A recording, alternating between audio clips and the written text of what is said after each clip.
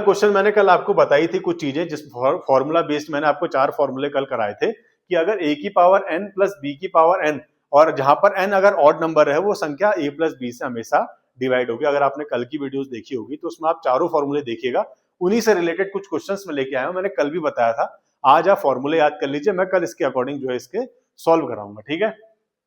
तो सेम वही पैटर्न पे फॉर्मूला है, a की पावर n प्लस b की पावर n के पैटर्न में फॉर्मूला है, और n क्या है, हमें यहाँ पर ऑड नंबर दे रखा है, और जब भी ऑड नंबर होगा तो ये संख्या जो होगी इनके एडिशन से भी डिवाइड होगी, यानी कि ये संख्या a प्लस b से भी डिवाइड होगी। तो हम लोग क्या करेंगे, इसमें यही चीज लगाएंगे, दोनों को ऐड कर लेंगे, कितना हो जाएगा 127